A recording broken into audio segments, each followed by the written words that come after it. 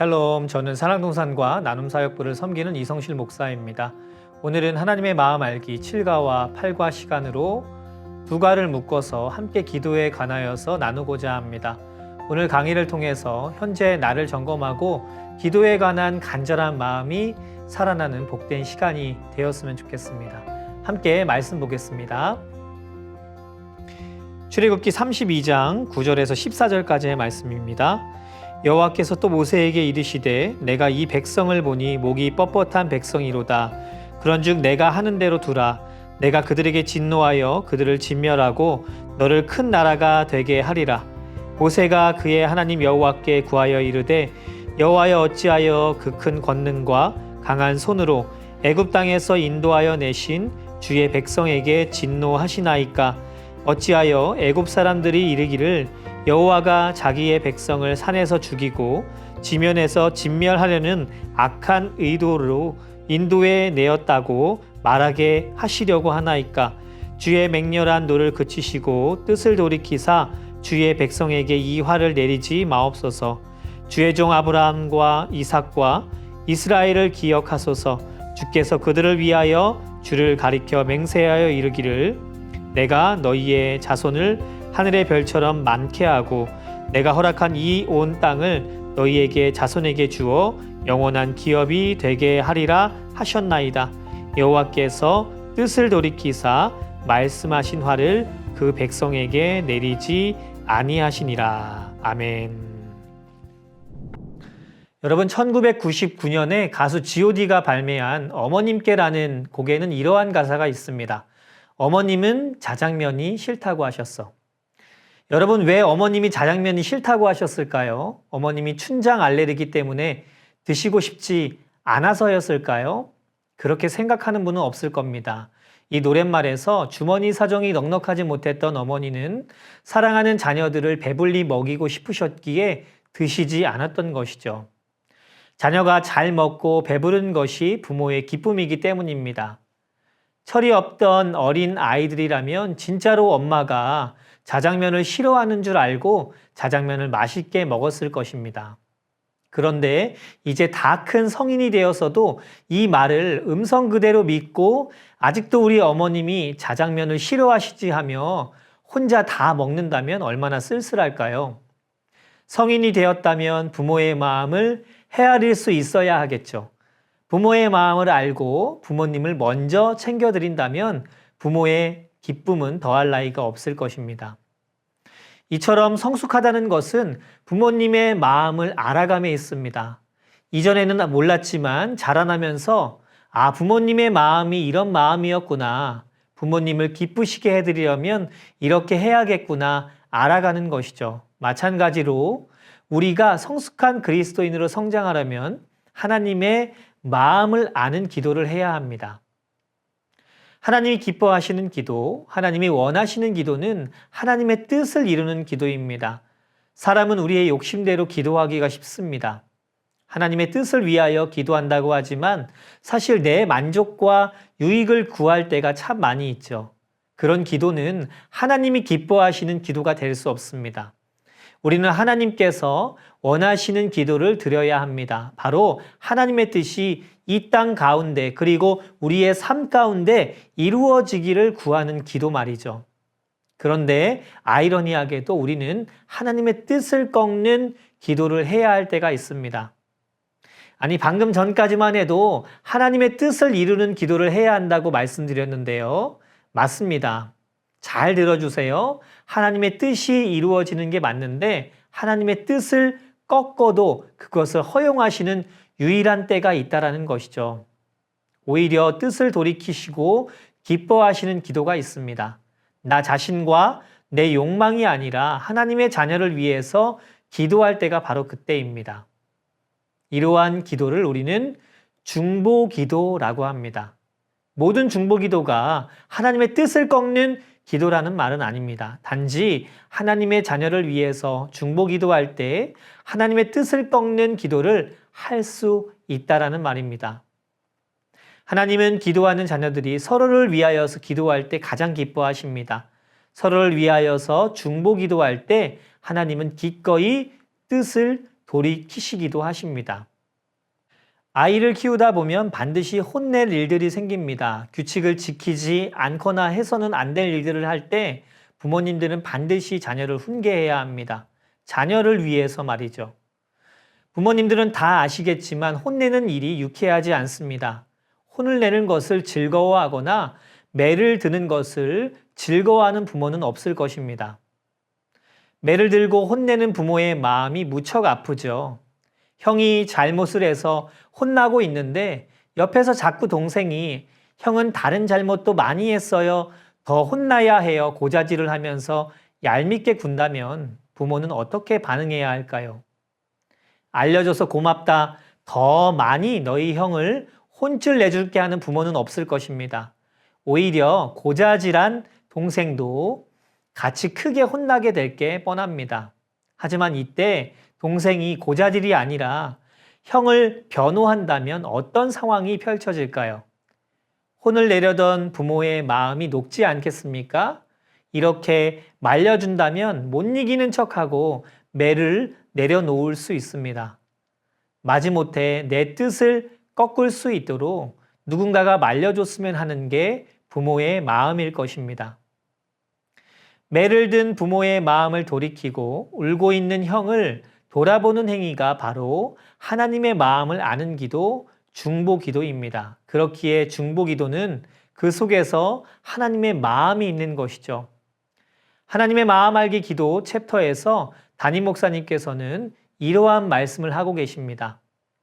자녀가 분명히 잘못된 길로 가기에 하나님의 공의와 심판이 임해야 하는 순간이지만 그 심판을 유보하시도록 하나님의 또 다른 본성인 자비와 사랑에 기대어 드리는 기도입니다. 다시 말해 하나님의 공의와 심판을 용서와 자비로 바꿀 수 있는 기도이며 하나님의 마음을 따라하는 기도라고 말할 수 있습니다. 그래서 아름답습니다.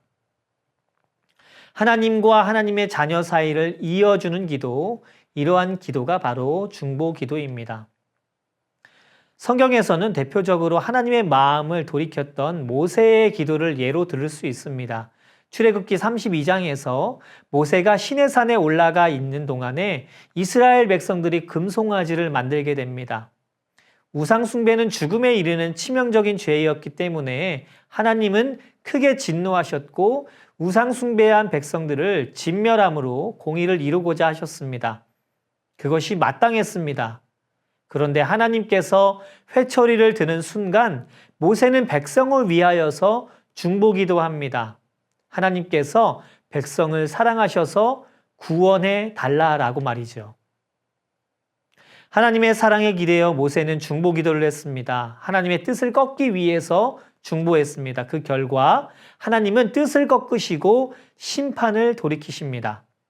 출애굽기 32장 14절 말씀에 보면 여호와께서 뜻을 돌이키사 말씀하신 화를 그 백성에게 내리지 아니하시리라 라고 말씀합니다. 이렇듯 중보기도에는 하나님의 뜻을 돌이키는 위대함이 있습니다. 그리고 하나님께서는 이러한 기도를 기뻐하십니다. 따라서 우리는 하나님의 마음으로 중보기도하는 그리스도인이 되어야 합니다. 또한 우리는 중보기도를 통해서 서로의 동역자가 되어주어야 합니다. 아론과 훌은 모세에게 왜 당신의 팔이 내려와서 전투에서 패배합니까? 라고 비난하거나 질책하지 않았습니다. 그 팔이 피곤하여서 내려감을 알아채고 저 팔이 내려오지 않게 도와야겠다라는 마음으로 양쪽에서 팔을 잡아 주었습니다. 중보기도의 동역자가 있었기에 그 결과 아말렉 전투에서 승리하게 되었습니다. 지금 보이는 이 사진은 작년 중보기도학교에서 아론과 훌 기도를 실제로 해본 것입니다. 팔을 든 사람도 팔을 잡아주는 사람도 힘이 들었습니다. 중보기도를 한다는 것, 동역자로 함께 한다는 것이 쉬운 일이 아니라는 것이죠. 오늘날에는 이러한 동역의 마음이 더더욱 필요한 때인 것 같습니다. 동역과 중보기도가 앞서는 시대라기보다 비난과 질책이 앞서는 시대이기 때문입니다. 교회를 향한 비난, 목회자들을 향한 질책, 형제 자매들을 향한 손가락질들이 빗발치고 있습니다. 누구나 비난하는 것은 쉽습니다. 흠잡고 훈수 두는 것은 쉽습니다. 그러나 진정으로 사랑하고 감싸주는 것은 오직 동역자만이 할 수 있는 일입니다. 쉬운 길이 아니지만 우리는 모두 기도의 동역자들이 되어야 할 것입니다. 중세교회가 타락하여서 온갖 욕을 먹고 있을 때 16세기 종교개혁가 마틴 루터는 이러한 말을 했습니다. 교회가 창녀가 되었다. 그러나 창녀를 욕할 수 없었다. 왜냐하면 그 창녀는 내 어머니이기 때문이다. 중세 교회의 타락을 많은 사람들이 손가락질했습니다. 그러나 마틴 루터를 포함한 종교 개혁자들은 비난에만 그치지 않았습니다.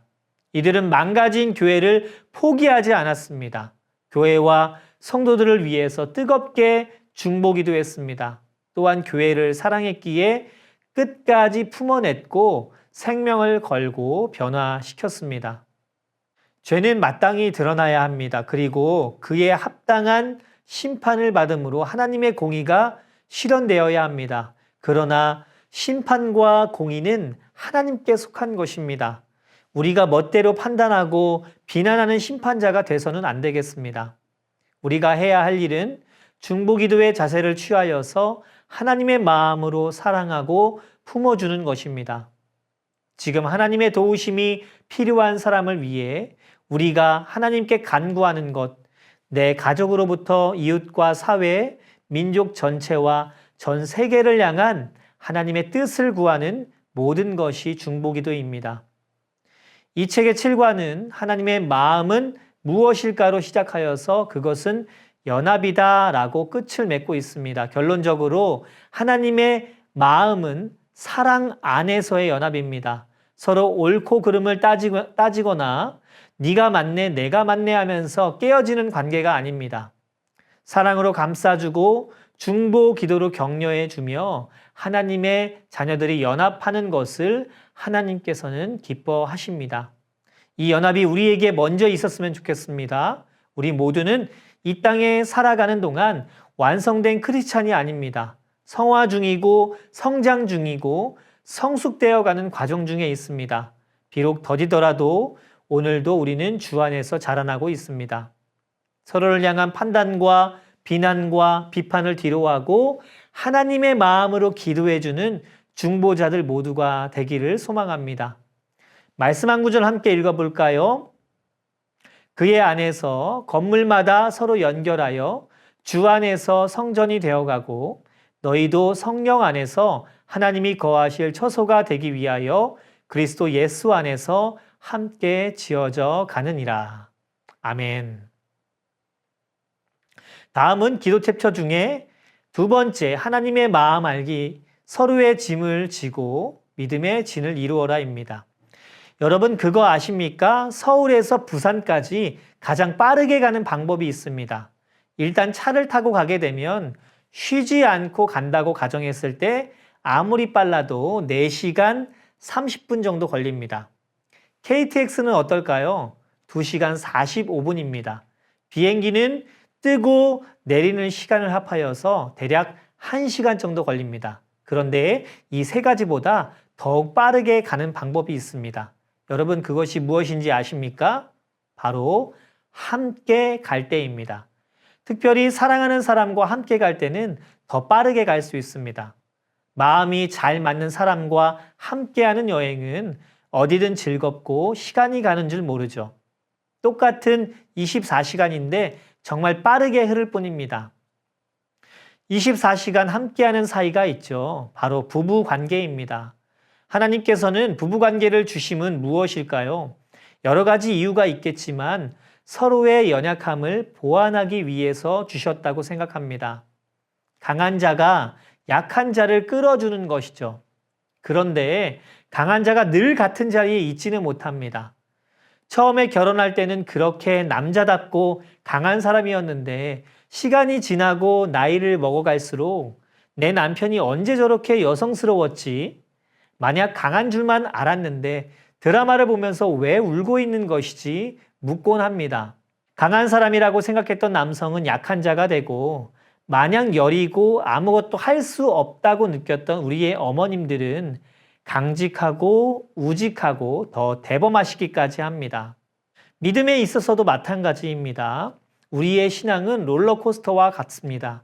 늘 믿음이 신실한 자리에만 있지 않고 때론 바닥까지 떨어질 때도 경험합니다. 그때 우리를 다시 세우는 것이 바로 기도입니다. 여러분이 이 자리 가운데 나아오기까지 여러분을 위해서 기도해 주시는 많은 이들이 있었습니다. 그리고 무엇보다 우리의 중보자이신 예수님께서 그리스도께서 여러분을 지금까지 중보해 주셔서 이만큼 걸어오게 된 줄 믿습니다. 중보 기도는 철저하게 하나님의 인도하심을 구하는 기도입니다. 우리는 중보자의 자리에서 다만 기도할 뿐입니다. 그런데 그 기도를 통해서 하나님은 역사하십니다. 하나님께서 언제 어떻게 역사하실지는 모르지만 우리는 기도해야 합니다. 그런데 사탄은 우리가 기도할 때 여러 가지로 우리를 유혹합니다. 특별히 좌절만큼 큰 시험이 없습니다. 하나님을 의지하지 않고 의심하게 만들어서 절망하게 합니다. 그러나 기도는 믿는 자의 특권입니다. 기도하는 그 순간 우리에게 소망이 끊어지지 않았다는 것을 다시 한번 선포하는 시간이 되기 때문입니다. 이처럼 중보기도는 하나님께서 하실 일을 믿고 하나님의 인도하심을 구하는 기도입니다. 로마서 15장 1절 말씀을 읽어드리겠습니다. 믿음이 강한 우리는 마땅히 믿음이 약한 자의 약점을 담당하고 자기를 기쁘게 하지 아니할 것이라. 오늘 읽어드린 이 말씀은 중보기도의 아주 중요한 기준을 알려줍니다. 사람마다 영적인 수준이 다르듯이 기도의 수준도 다릅니다. 그러니 누군가를 위해서 기도할 때는 기도하는 자를 기준으로 생각하지 말고 함께 기도하는 사람 혹은 기도 대상자를 배려하는 마음이 필요합니다. 그러기 위해서 우리는 마땅히 연약한 기도 대상자의 약점을 담당해야 합니다. NIV 성경에 나오는 마땅히라고 하는 영어 단어 out는 must라는 뜻입니다. 다시 말해서 믿음이 강한 자는 반드시 약한 자의 약점을 위하여서 기도해야 한다라는 것이죠. 그리할 때 하나님께서 기뻐하십니다. 더불어서 기도에 있어서 혼자 하는 기도도 힘이 있지만 함께하는 기도는 더 큰 힘을 발휘합니다. 우리가 잘 아는 전도서 4장 12절 말씀은 이렇게 이야기하죠. 한 사람이면 패하겠거니와 두 사람이면 맞설 수 있나니 세 겹줄은 쉽게 끊어지지 아니하느니라. 우리가 모여서 기도하는 이유 중에 하나입니다.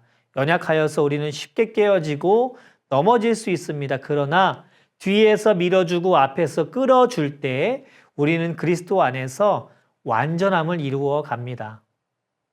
그런데 그런 기도 모임 안에도 불협화음이 일어나기도 하고 분쟁과 싸움과 미움도 생깁니다. 기도하는 사람들이 모이면 분위기가 참 좋을 것 같은데 영적 교만함이 틈이 타면 상처를 받기도 하죠. 이것은 올바른 기도의 모습이 아닙니다. 사실 기도가 문제가 아니라 기도하는 자가 문제인 것이죠.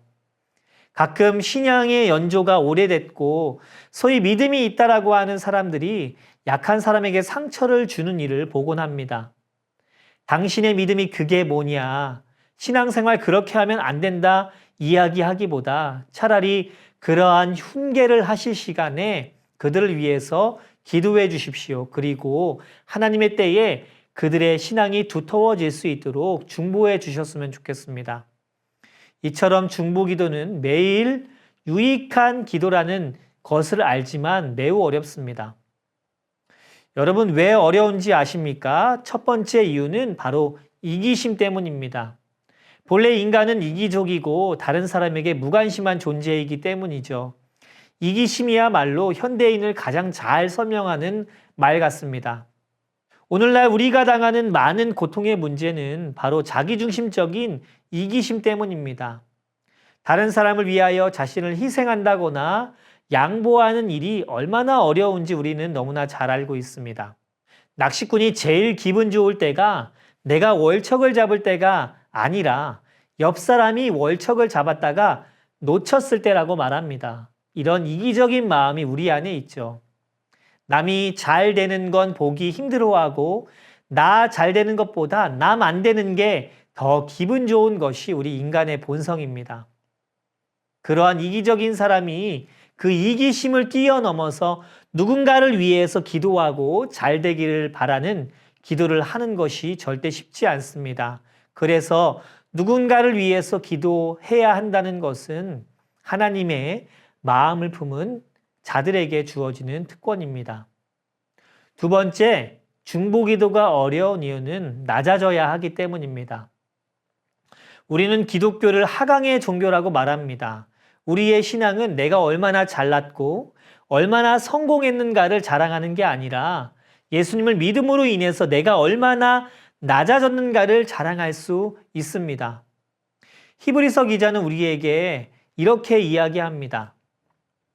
우리에게 있는 대제사장은 우리의 연약함을 동정하지 못하실 이가 아니오라고 말합니다. 우리에게 있는 대제사장인 예수 그리스도는 우리의 아픔을 아시기 때문에 죽기까지 낮아져서 종의 몸을 입고 우리에게 오셨습니다. 주님은 강한 자, 많이 가진 자, 많은 재능을 가진 자를 기준으로 하지 않으십니다. 주님이 그렇듯 우리도 강한 자가 약한 자의 약점을 담당하는 것이 마땅합니다. 믿음이 강한 자는 믿음이 없어 스스로 설 수 없는 누군가를 위해서 기도해야 합니다. 믿음이 강한 자가 내려가서 약한 자에게 맞춰줘야 합니다. 말이나 행동이 조금 유치해 보이더라도 연약한 사람을 배려해 주는 마음을 가져야 합니다.